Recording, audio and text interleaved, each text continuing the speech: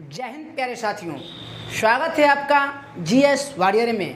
तो दोस्तों, आज हम साइंस के बायोलॉजी के टॉपिक लेकर के आए हैं और इस टॉपिक पर चर्चा करने जा रहे हैं। दोस्तों, यह टॉपिक है पोषण यानी न्यूट्रिशन। तो दोस्तों, आइए जानते हैं न्यूट्रिशन के बारे में यानी पोषण के बारे में, और इन पोषण से संबंधित जो भी प्रश्न बनेंगे उन्हें भी देखने का हम प्रयास करेंगे। तो आइए देखते हैं पोषण के बारे में जानकारी प्राप्त करते हैं।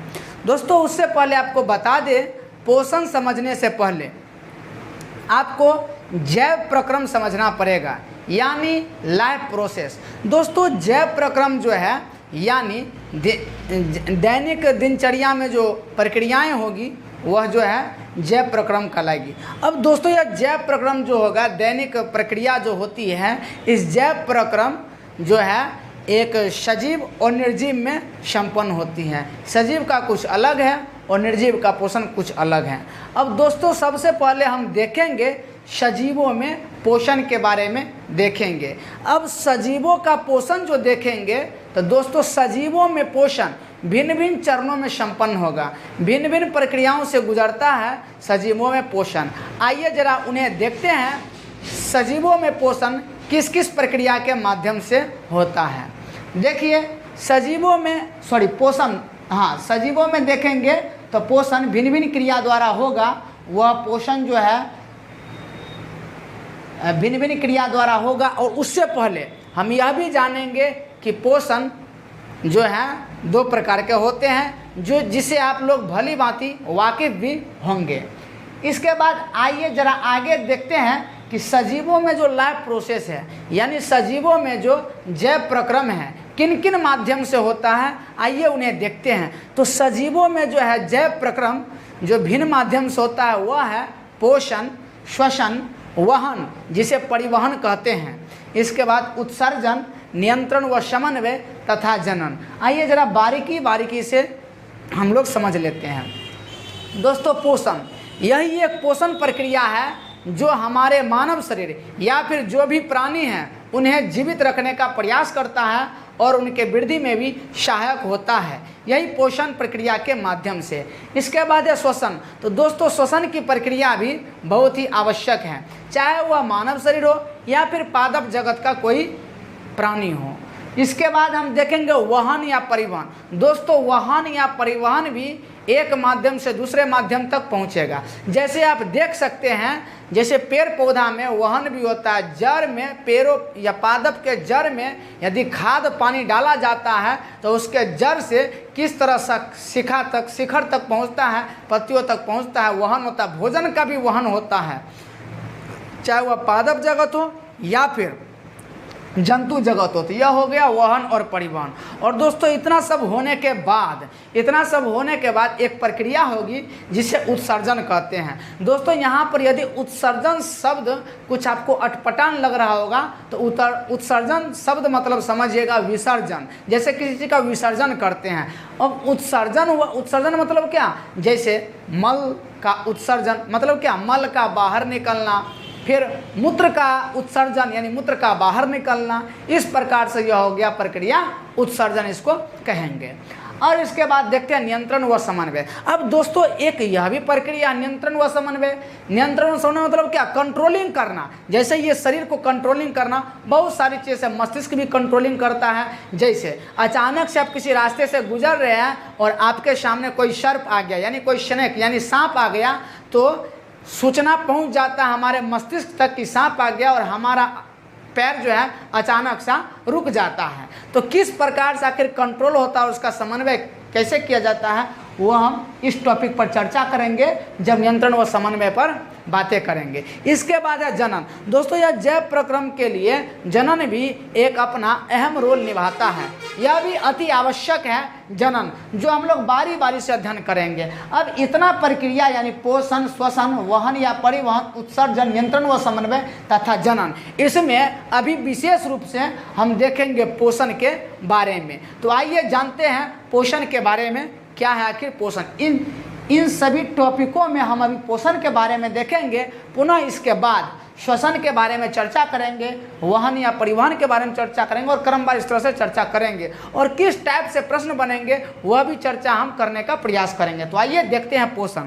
अब दोस्तों पोषण को हम लोग इंग्लिश में न्यूट्रिशन कहा करते हैं। पोषण दो प्रकार के होते हैं, स्वपोषण और परपोषण। अब दोस्तों स्वपोषण क्या है, तो आप भी ये बात से वाकिफ होंगे। स्वपोषण मतलब क्या, वैसे प्राणी जो अपना भोजन स्वयं तैयार करते हैं, वैसे प्राणी जो अपना भोजन खुद बनाते हैं, स्वपोषण कहलाता है। जैसे यदि उदाहरण स्वरूप लेंगे तो हरे पादप यानी हरे पौधे अपना भोजन स्वयं तैयार करता है, तो वो हो गया स्वपोषण का उदाहरण। अब देखते हैं परपोषण। दोस्तों परपोषण मतलब क्या, वैसे प्राणी जो अपना भोजन स्वयं तैयार न करके किसी अन्य प्राणी पर डिपेंड रहता है यानी निर्भर रहता है, उसे ही हम परपोषण कहते हैं। परपोषण का उदाहरण हम मानव तो हैं ही, और भी अन्य सारे प्राणी जैसे अमीबा भी है परपोषण, ये एक दूसरे पर डिपेंड रहा करते हैं। अब दोस्तों परपोषण के बारे में तो चर्चा कर लिया है, आइए जरा देखते हैं परपोषण कितने प्रकार के होते हैं। तो परपोषण 3 प्रकार के होंगे। उससे पहले जान लीजिए कि परपोषण को दूसरे नामों से भी जाना जाता है। परपोषण का दूसरा नाम है विषम पोषण, उसे विषम पोषण भी कह सकते हैं। अब परपोषण जो 3 प्रकार का है, वह तीनों प्रकार कौन है, आइए जानते हैं। दोस्तों परपोषण जो 3 प्रकार का है वह है मृतजीवी परपोषण, परजीवी परपोषण और प्राणी संपोषण। क्या देखे, मृतजीवी परपोषण, परजीवी परपोषण और प्राणी सम परपोषण यह है। अब इन मृतजीवी परपोषण, परजीवी परपोषण और प्राणी संपोषण जो है इसका उदाहरण समझिए। यदि मृतजीवी परपोषण का उदाहरण समझिएगा तो वो हो गया कवक और जीवाणु। दोस्तों कवक को इंग्लिश में हम लोग यानी अंग्रेजी में कहा करते हैं फंगी, और जीवाणु जो है इसको अंग्रेजी में कहा करते हैं बैक्टीरिया। तो यह हो गया मृतजीवी परपोषण का उदाहरण। इसके बाद परजीवी परपोषण का उदाहरण आइए समझते हैं। परजीवी परपोषण का उदाहरण क्या है, तो परजीवी परपोषण का उदाहरण है गोल कृमि और जोंक जैसे देखते हैं वह आपका परजीवी परपोषण का उदाहरण है। और प्राणी संपोषण में हम लोग कहेंगे तो हम मानव आ सकते हैं और अमीबा आ सकते हैं। आइए देखते हैं मनुष्य में पोषण। अब दोस्तों मनुष्य में पोषण विशेष रूप से हम यहाँ जानकारी प्राप्त करेंगे, और इस मनुष्य में पोषण से जो प्रश्न बनेंगे उस प्रश्न पर भी हम बारीकी से अध्ययन करेंगे। दोस्तों मनुष्य में पोषण जो है एक चरण नहीं बल्कि कई चरणों में संपन्न होता है। मनुष्य में पोषण किसी प्राणी में तो पोषण एक ही चरण में संपन्न हो जाता है। अब ये जब परपोषण देख लें तो उससे पहले जो स्वपोषण देख रहे थे, हरे पौधों में स्वपोषण की प्रक्रिया होती है। आइए जरा वो देखते हैं स्वपोषण की प्रक्रिया के लिए क्या आवश्यक है। तो दोस्तों हरे पौधे जो अपना भोजन स्वयं तैयार करते हैं वह एक प्रक्रिया से गुजरता है, तब जाकर भोजन तैयार होता है। वह प्रक्रिया है प्रकाश संश्लेषण की प्रक्रिया। अब दोस्तों प्रकाश संश्लेषण की प्रक्रिया क्या है, हम यदि रिएक्शन से समझाएंगे यानी अभिक्रिया या फिर आप इक्वेशन कहिए समीकरण से समझाएंगे तो आप भली भांति समझ जाइएगा, और इसके लिए कोई अलग से परिभाषा भी आपको नहीं याद करना पड़ेगा, समझ जाइएगा। और यही रिएक्शन से आपको परीक्षा में प्रश्न बनने को मिल सकता है। आइए उससे पहले देख लेते हैं, एक प्रश्न यहाँ बनने वाला है कि प्रकाश संश्लेषण की क्रिया के लिए यानी प्रकाश संश्लेषण की प्रक्रिया के लिए हरे पौधों को या फिर पौधों को किस चीज़ की आवश्यकता होती है, यानी उसके आवश्यक घटक कौन कौन होते हैं। तो आप जवाब दीजिएगा कि प्रकाश संश्लेषण की प्रक्रिया के लिए पादप के लिए आवश्यक घटक जो हैं वो आवश्यक घटक 4 हैं। वो आवश्यक घटक कौन कौन से हैं, कार्बन डाइऑक्साइड, जल, उसके बाद प्रकाश, सूर्य का प्रकाश, और क्या, क्लोरोफिल जिसे आप पर्णहरित कहते हैं। अब दोस्तों यह पर्णहरित हरे पौधों में पाया जाता है, जैसा कि आप जानते हैं पर्णहरित हरे पौधों के पादप में पाया जाता है। अब देखिए अभी जो हमने प्रश्न के आधार पर जो बातें बोली है वह क्या बोली है, वह हम बोला है कि प्रकाश संश्लेषण की प्रक्रिया हरे पादप यानी जो पादप हैं उसमें प्रकाश संश्लेषण की प्रक्रिया के लिए जो आवश्यक 4 घटक हैं वो घटक कुछ इस प्रकार हैं, कार्बन डाइऑक्साइड, जल, प्रकाश, सूर्य का प्रकाश, और क्या, पर्णहरित जिसे आप क्लोरोफिल कहा करते हैं। ये तो था उसके लिए घटक। इसके बाद जब ये घटक चारों परस्पर एक दूसरे के साथ अभिक्रिया करके क्या बनाएंगे, तो उत्पाद के रूप में बनाएंगे C6H12O6। अब दोस्तों यहाँ C6H12O6 जो है किसका फार्मूला है, तो C6H12O6 फार्मूला है ग्लूकोज का। दोस्तों यह फ्रक्टोज का भी फार्मूला है, आप ध्यान रखिएगा। तो बनाएगा C6H12O6 और क्या बनाएगा, ऑक्सीजन बनाएगा यानी O2 बनाएगा, तथा साथ साथ जल का भी निर्माण करता है यानी H2O भी निर्माण करता है। तो इस प्रकार आप यहाँ देख लिए हैं कि प्रकाश संश्लेषण की प्रक्रिया में ये जो 4 घटक हैं, कार्बन डाइऑक्साइड, जल, प्रकाश, सूर्य का प्रकाश, क्लोरोफिल, यह चारों घटक आपस में यानी एक दूसरे के साथ अभिक्रिया करके क्या बनाता है, तो यहाँ पर यह तीनों चीज़ बनाता है C6H12O6, जिसे आप ग्लूकोज कह सकते हैं, ऑक्सीजन यानी O2 तथा H2O यानी जल बनाता है। आइए जरा उन रिएक्शन को हम देख लेते हैं। वह रिएक्शन दोस्तों कुछ इस प्रकार से हैं, यानी क्या 6CO2 + 12H2O, इसको बोलते हैं टेंस टू, और किसके उपस्थिति में, क्लोरोफिल तथा सौर ऊर्जा की उपस्थिति में क्या बनाएगा, ये बनाएगा आपको C6H12O6 + 6O2 और 6H2O।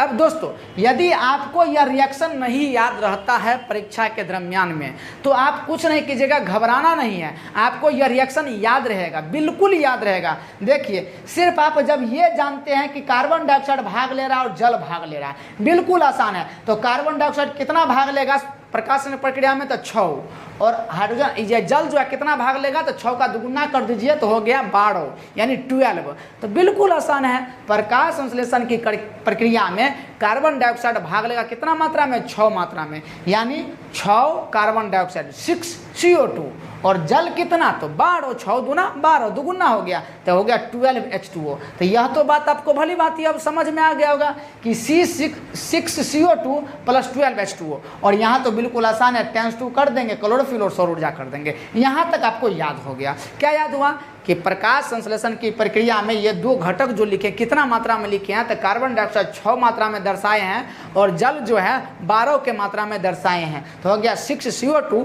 + 12H2O, और टेंस टू किसके उपस्थिति में, क्लोरोफिल और सूर्य के प्रकाश के ऊपर, यहाँ पर सूर्य का प्रकाश भी लिख सकते हैं या फिर सोलर एनर्जी यानी सौर ऊर्जा भी लिख सकते हैं। अब घटक के रूप में जो बनाया तो यह तो बनेबे किया C6H12O6, यह तो रहेगा ही रहेगा, प्लस अब ये ऑक्सीजन कितना है और जल कितना है, तो ये दोनों 6 रहेगा, तो 6O2 और + 6H2O यह रहा। बिल्कुल आपको याद हो गया होगा दोस्तों। जरा इस रिएक्शन को आइए एक बार और रिकॉल कर लेते हैं, देख लेते हैं। प्रकाश संश्लेषण की प्रक्रिया में कार्बन डाइऑक्साइड की मात्रा 6 तो हो गया 6CO2, जल की मात्रा 12 तो हो गया 12H2O, बीच में प्लस का चिन्ह दे देंगे, तो हो गया 6CO2 + 12H2O, किसको उपस्थिति में, क्लोरोफिल और सौर ऊर्जा की उपस्थिति में क्या बनाया, C6H12O6, और साथ साथ 6O2 और 6H2O बना लिया। यह बातें आप याद रखिएगा, इससे परीक्षा में अच्छे तरह से प्रश्न बन सकते हैं और वहाँ आपको कन्फ्यूज किए जा सकते हैं, तो यह ध्यान में रखिएगा। आइए जरा और देखते हैं। अब यह देखते हैं कि मनुष्य में पोषण के बारे में देख लेते हैं। दोस्तों मनुष्य में पोषण का जो प्रक्रिया है कुछ विभिन्न चरण से संपन्न होता है। मनुष्य में पोषण किन किन क्रियाओं के माध्यम से संपन्न होता है, तो वह क्रिया है अंतर्ग्रहण, पाचन, अवशोषण, स्वांगीकरण और बहिष्करण। मनुष्य में पोषण किन किन चरणों से संपन्न होता है, अंतर्ग्रहण, पाचन, अवशोषण, स्वांगीकरण, बहिष्करण। आइए जरा देख लेते हैं, इन सभी पहले शब्दों पर चर्चा कर लेते हैं। दोस्तों अंतर्ग्रहण, ये मनुष्य में पोषण के लिए अंतर्ग्रहण जो है अनिवार्य है। अंतर्ग्रहण जो पहला माध्यम है, यह अंतर्ग्रहण कहाँ से शुरू होता है, तो सबसे पहले अंतर्ग्रहण जो है किसी चीज़ का, भोजन हो या जल हो, अंतर्ग्रहण मुख्य द्वार से ही संपन्न होता है। तो अंतर्ग्रहण का प्रक्रिया मुख्य द्वार से शुरुआत होता है। अंतर्ग्रहण समझ गए। अब दोस्तों जो ही भोजन हो या फिर जल हो, जब अंतर्ग्रहण हुआ तो स्वाभाविक बात है कि उस भोजन या फिर जल का पाचन क्रिया होना चाहिए। तो एक प्रक्रिया हो गया क्या, पाचन हो गया। इसके बाद अवशोषण। अब दोस्तों अंतर्ग्रहण के बारे में व्यापक रूप से जानकारी प्राप्त किया। पाचन के बारे में डिटेल जानकारी हम लोग यहाँ प्राप्त करेंगे कि पाचन प्रक्रिया क्या है, और उस पाचन से संबंधित जो भी प्रश्न बनेंगे, अनेकों प्रश्न बन सकते हैं, वो हम देखेंगे। अब अवशोषण देख लीजिए दोस्तों। जैसे भोजन का पाचन प्रक्रिया हुआ तो इसमें 2 बातें होगी, भोजन पचेगा और एगो अपचेगा। यानी जो पचा हुआ भोजन है वह शरीर के भीतर ही रह गया, और जो अपचा भोजन है वह शरीर के बाहर निकलता है। एक प्रक्रिया होता है, इसे उत्सर्जन कहते हैं, उत्सर्जन के माध्यम से बाहर निकल जाता है। अब यह पचा हुआ भोजन जो है दोस्तों, पचा हुआ भोजन कहाँ रहता है, तो छोटी आंत में रहता है। अब दोस्तों छोटी आंत को दूसरे भाषा में क्या कहते हैं, छोटी आंत को दूसरे शब्दों में हम कह सकते हैं क्षुद्रांत। क्षुद्रांत मतलब छोटी आंत। और जल का पाचन, दोस्तों जल का पाचन जो होगा, जल का यह अवशोषण या फिर पाचन के, वो कहाँ होगा अवशोषण, ये आपको बड़ी आंत में होगा। तो यहाँ पर आप अवशोषण के बारे में क्या देखें, अवशोषण, यदि भोजन का अवशोषण कहेंगे कहाँ होगा, तो भोजन का अवशोषण क्षुद्रांत में होगा। और क्षुद्रांत में किसके द्वारा भोजन का अवशोषण होता है, रसांकुर के द्वारा। यहाँ से प्रश्न बनेगा कि मनुष्य में भोजन का अवशोषण कहाँ होता है, तो आप जवाब दीजिएगा क्षुद्रांत में, यानी छोटी आंत में, जिसे अंग्रेजी में स्मॉल इंटेस्टाइन कहते हैं, इंटेस्टाइन कहते हैं। तो हो गया, यह हो गया आपका क्या, भोजन का अवशोषण हुआ क्षुद्रांत में। और भोजन का अवशोषण जो क्षुद्रांत में हुआ किसके माध्यम से होता है, तो रसांकुर के माध्यम से होता है। अब देखिए जल का अवशोषण कहाँ होता है, तो जल का अवशोषण होता है बड़ी आंत में, यह आपने देख लिया। अब दोस्तों क्या आपको यह अवशोषण शब्द समझ में आया? यदि वाकई में आपको अवशोषण समझ में नहीं आया शब्द, तो आप सरल भाषा में समझिए अवशोषण मतलब क्या होता है। देखिए अवशोषण का मतलब हुआ कि अपने में समाहित कर लेना। जैसे आप देखिएगा एक सूती कपड़ा और एक पॉलिस्टर या फिर टेलीकॉटन कपड़ा लीजिएगा, तो देखिएगा सूती कपड़ा में, यानी जिसको कॉटन बोलते हैं, सूती कपड़ा में आग जल्दी नहीं पकड़ेगा। और वही यदि टेलीकॉटन या फिर पॉलिस्टर कपड़ा हो तो उसमें आग बहुत जल्दी पकड़ लेगा। इसका मतलब क्या हुआ कि वो टेलीकॉटन या फिर पॉलिस्टर कपड़ा जो है आग का क्या हो गया, अवशोषक हो गया। और यह अवशोषक नहीं है, यानी उसमें जल्दी आग पकड़ लिया, यानी उस खींच लिया आपने और तब अवशोषण हो गया। और यह नहीं खींचा तब अवशोषण नहीं हुआ। यह बात आप भली भांति जान लिए हैं। आइए और हम बातें देखते हैं, क्या बातें हैं जरा जानकारी ले लेते हैं। देखिए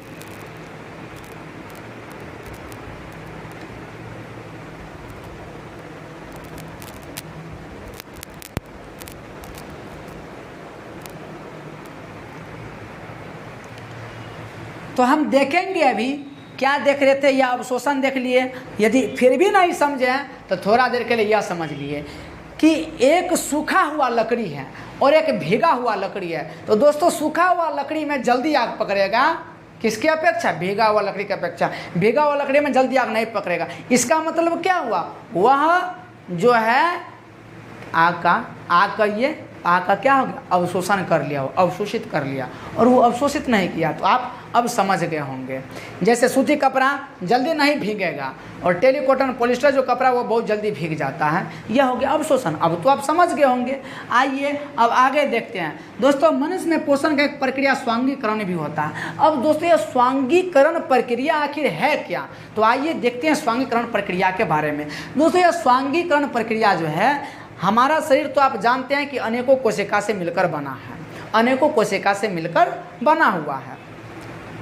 और यदि देखेंगे तो कोशिका में जो भी मौजूद रहता है, उपस्थित रहता है, पोषक तत्व के बारे में आप जानते होंगे, विटामिन, इसके बाद क्या हो गया, प्रोटीन हो गया, फिर वसा हो गया, कार्बोहाइड्रेट्स हो गया, ग्लूकोज हो गया, सब पोषक तत्व हैं।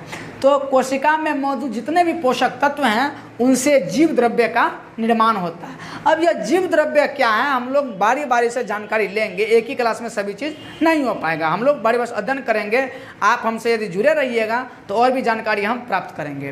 तो यह हो गया कोशिका में मौजूद तत्वों से क्या होता है, मौजूद पोषक तत्व से जीव द्रव्य का निर्माण होता है। अब दोस्तों यहाँ जो कोशिका बना है, आइए जरा देख लेते हैं, एक हम लोग बातें देख लेते हैं कि आखिर मनुष्य का निर्माण जो हुआ, इतना बड़ा शरीर का निर्माण किस प्रकार से हुआ। देखिए कोशिका से पहले दोस्तों निर्माण होता है, मनुष्य के शरीर में किसका निर्माण होता है, कोशिका के अंग का निर्माण होता है, यानी इसे कोशिकांग कहते हैं। कोशिकांग का जब निर्माण हो गया तो इसके बाद निर्माण हो गया कोशिका का, बहुत सारे कोशिकांग मिलकर के कोशिका बन गया। यानी क्या देखा हमने कि कोशिकांग का निर्माण हो गया, कोशिकांग के निर्माण के बाद कोशिका का निर्माण हो गया। अब दोस्तों कोशिका का जब निर्माण हो गया तो कोशिका के निर्माण के बाद क्या निर्माण होगा, उत्तक का निर्माण होगा। क्योंकि आप उत्तक का परिभाषा पढ़े होइएगा कि कोशिकाओं के विभिन्न समूहों को उत्तक कहते हैं।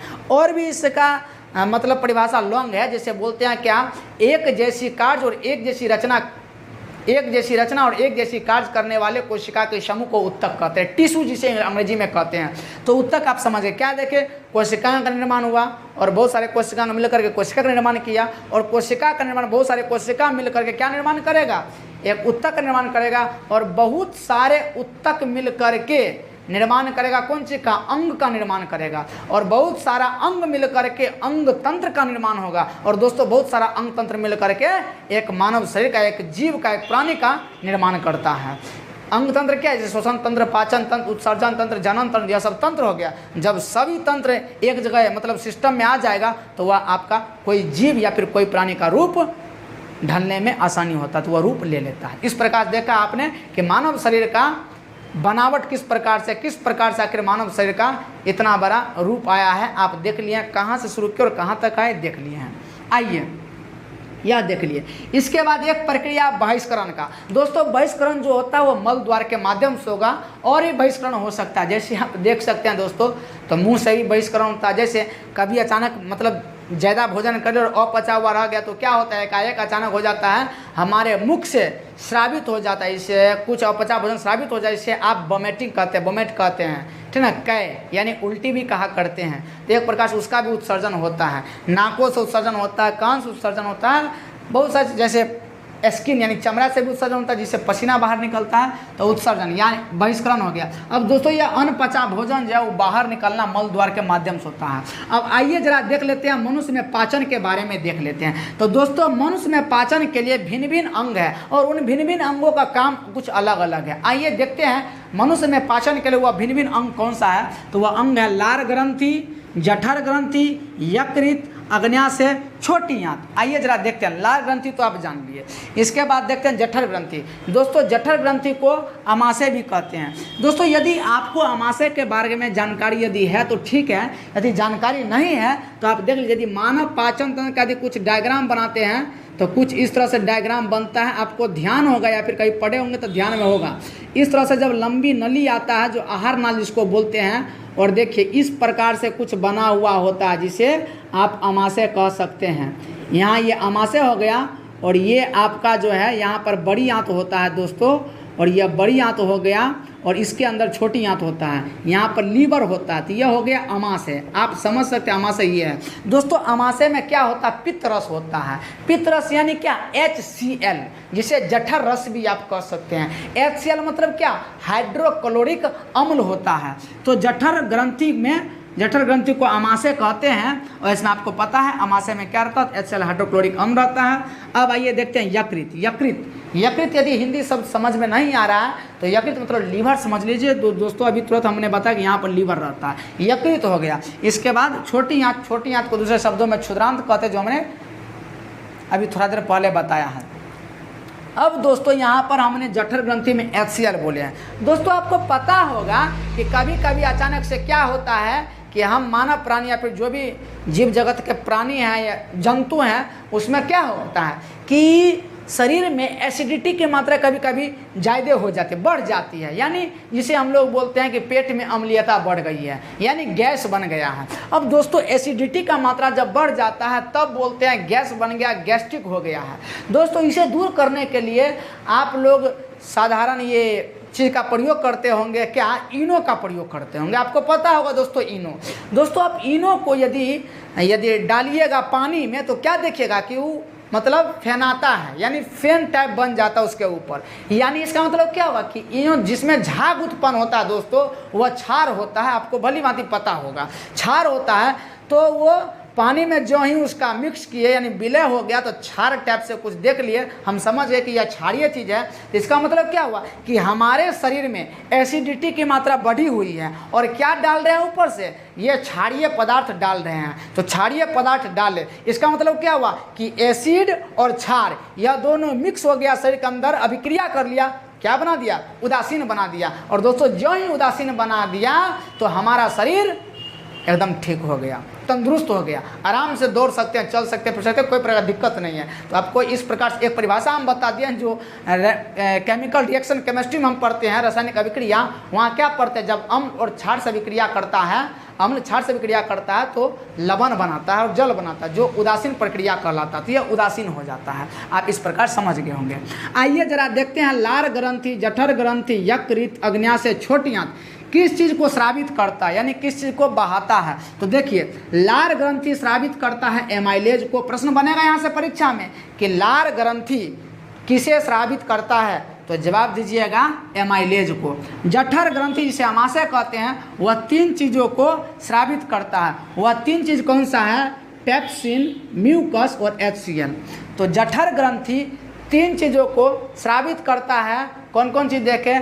पेप्सिन, म्यूकस, HCl जिसे हाइड्रोक्लोरिक अम्ल कहते हैं। इसके बाद देखें यकृत। दोस्तों यकृत जो है पित्त रस को स्रावित करता है, पित्त रस। अब देखिए अग्न्याशय, अग्न्याशय स्रावित करता है 2 चीज़ों को, ट्रिप्सिन और लाइपेज। अग्न्याशय किसे स्रावित करता है? तो ट्रिप्सिन और लाइपेज को। और यहाँ देखते हैं छोटी आंत जिसे क्षुद्रांत कहते हैं, यह जो है छोटी आंत किसे स्रावित करता है? तो आंत रस को, यानी आंत रस को स्रावित करता है। अब दोस्तों यहाँ एमाइलेज, पेप्सिन, म्यूकस, HCl, पित्त रस, ट्रिप्सिन, लाइपेज और आंत रस है, इसके बारे में देखें कि इसका कार्य क्या होगा, क्या इम्पैक्ट पड़ता है मानव शरीर पर। देखिए एमाइलेज का काम है मंड का पाचन करना। दोस्तों एमाइलेज मंड को पाचन करता है। पेप्सिन, पेप्सिन क्या करता है? पेप्सिन का काम है प्रोटीन को पचाना, यानी प्रोटीन का पाचन कौन करता है? पेप्सिन करता है। म्यूकस, म्यूकस का काम है अमाशय के दीवार की रक्षा करना, यानी अमाशय की दीवार की रक्षा करता है तो कौन करता है? म्यूकस करता है। और HCl क्या करता है? थोड़ा देर पहले बताया कि माध्यम को अम्लीय बनाएगा और क्या? जीवाणु को नष्ट करेगा, जीवाणु को मारने का काम करेगा। अब देखिए पित्त रस, पित्त रस का काम है वसा को तोड़ना, जो भी फैट है उसे तोड़ना और माध्यम को क्षारीय बना देना, यह पित्त रस का काम है। दोस्तों आपको पता होगा ये फैट मतलब वसा। अब दोस्तों यहाँ पर फैट मतलब वसा जो है, वसा किससे प्राप्त होगा? तो जितना भी तेलीय पदार्थ है, तेलहन जो पदार्थ है उससे वसा मिलती है, यानी फैट मिलता है, प्राप्त होता है हमें।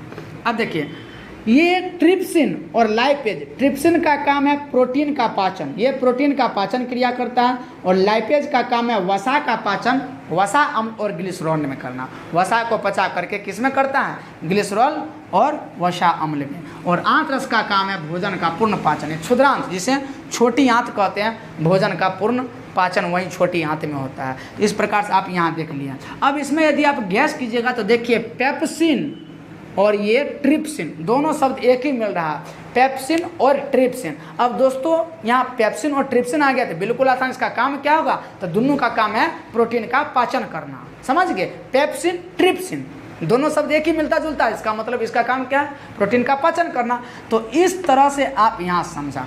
दोस्तों यहाँ पर हमने समझाने का प्रयास किया, छोटे से डायग्राम बना करके पोषण के बारे में जितनी जानकारी था हमने आपको दिया। उम्मीद और आशा करते हैं आपसे यही कि समझ करके आपको यह बातें समझ करके बहुत अच्छा लगा होगा और मज़ा आया होगा दोस्तों। और आप जो है क्या कीजिएगा, ये जो हमने डायग्राम बनाया है, यदि आप इस डायग्राम को पेन डाउन कर लेते हैं अपने कॉपियों में या फिर नोट्स के रूप में यदि इसे बना लेते हैं तो बहुत काम दे सकता है दोस्तों।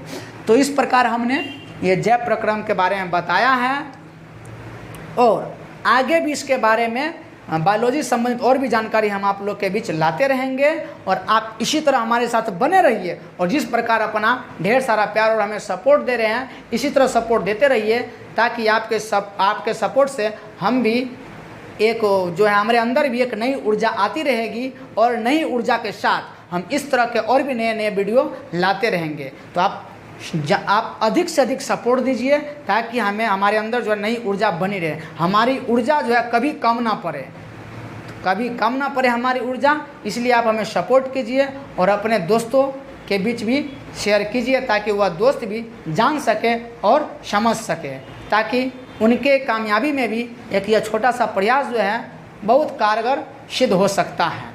दोस्तों तब तक के लिए जय हिंद।